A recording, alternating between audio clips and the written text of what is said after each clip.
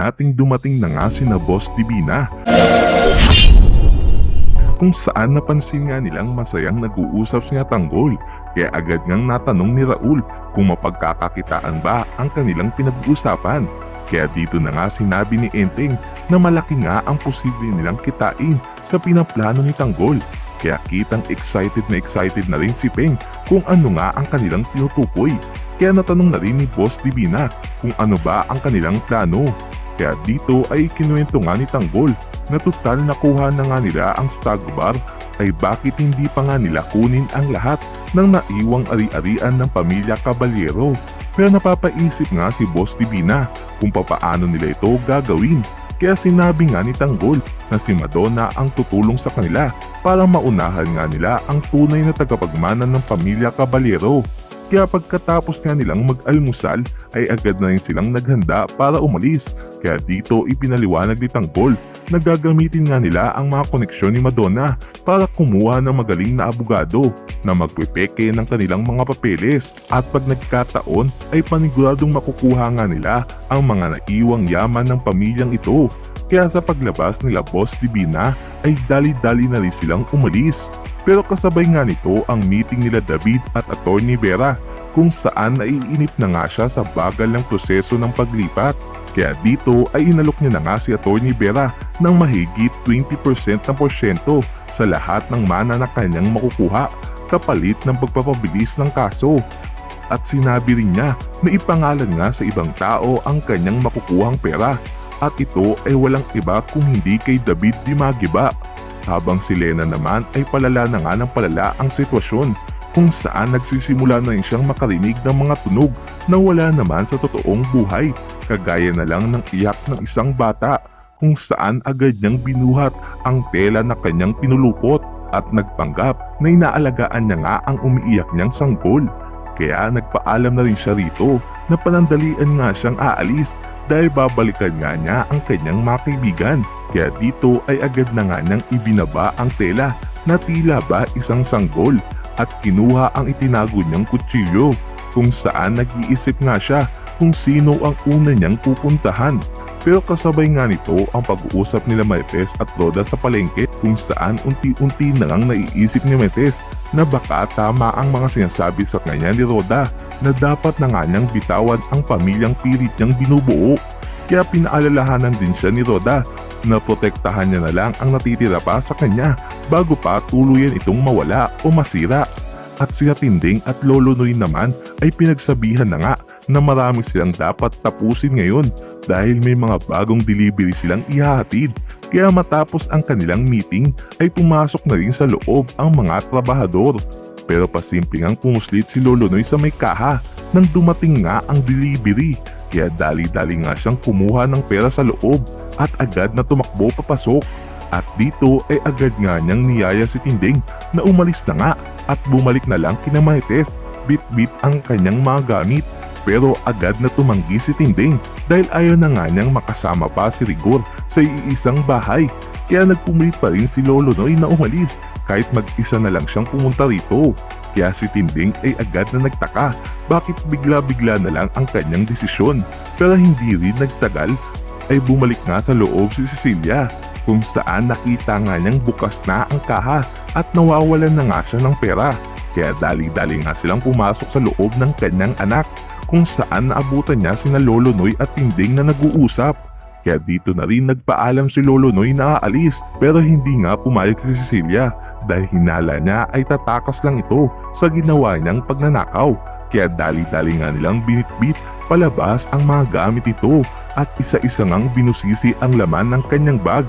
Pero agad na ipinagtanggol ni Tinding si Lolo Noy dahil kahit naghihirap nga sila ay hindi nga nila magagawa ang ibinibintang sa kanila. Pero kilala nga sila ni Cecilia na sa panahong nagigipit ay nagagawa na nga nilang magnakaw, at hindi nga siya nagkamali dahil nakita ng kanyang anak ang isang bungkos ng pera sa isang short ni Lolo Noy, kung saan nakita nga nila ang palatandaan niya sa pera. Kaya napahiya nga si Tinding na malaman na totoo ang ibinibintang sa kanya. Kaya dito ay walang awa nga nilang sinikmuraan si Lolo Noy na naging dahilan para agad na dumugo ang kanyang bibig. Kaya nang plano na ngang tumawag ng pulis ni Cecilia ay dali-dali nang tumakas si Tinding at Lolo Noy. Kaya sa kanilang pagtakas ay patuloy pa rin ang bangayan nila Tinding at Lolo Noy dahil hindi nga siya makapaniwala na magagawa nga ng magnakaw. Pero ipinaliwanag naman ni Lolo Noy, nagipit na nga siya kaya wala na nga siyang nagawa.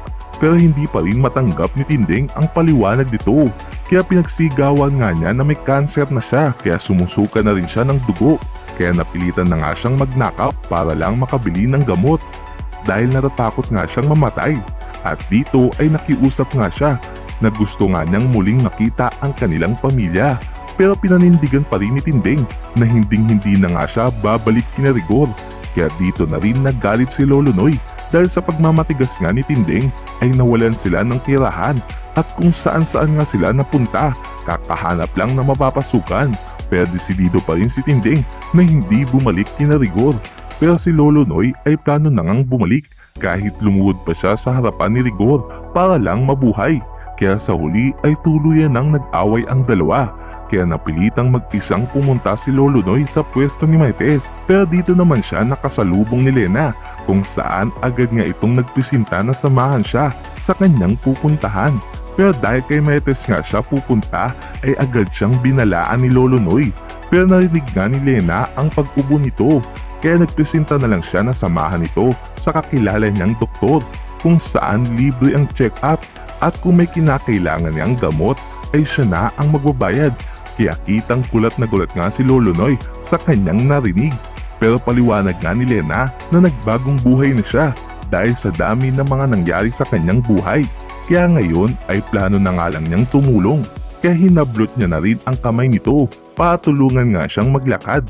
Pero hindi nagtagal ay dumaan din si Tinding. Nakitang hinahanap si Lolo Noy pero hindi na nga niya magawang makita ito.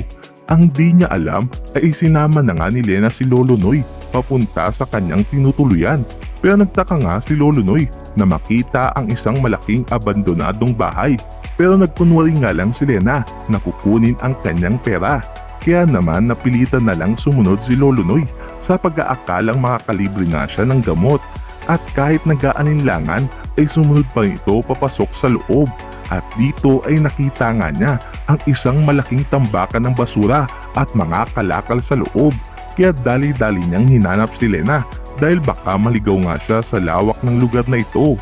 At paglipas lang ng ilang minuto ay nakarating na nga sila sa tinutulugan ni Lena kung saan nagtataka nga si Lolo Noy kung bakit ito natutulog sa ganitong lugar.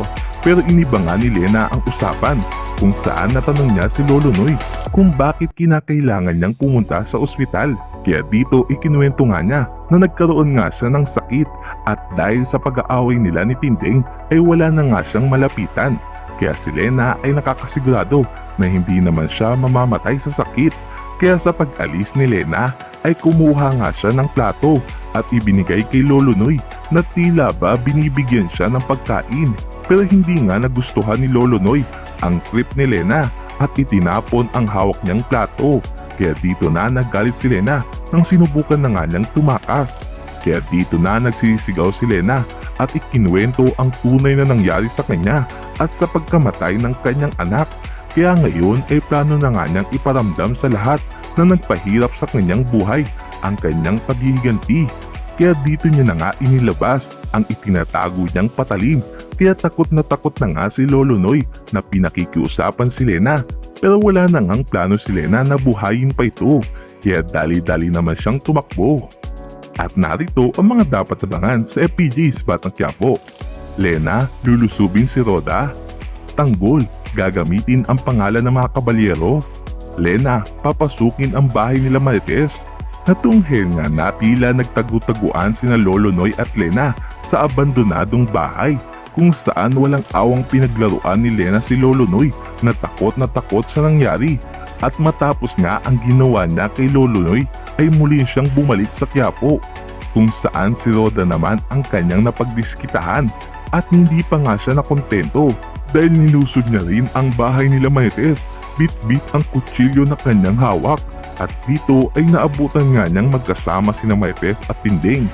Kaya agad na rin siyang lumusob sa loob pero nagawa ngang makalaban nila Tinding.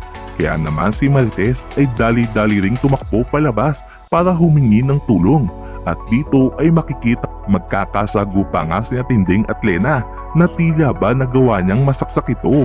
Habang si Tanggol naman ay plano ngang gamitin ang pangalan ng mga kabalyero para magbenta ng droga. Pero delikado ito para kay Madonna dahil baka balikan nga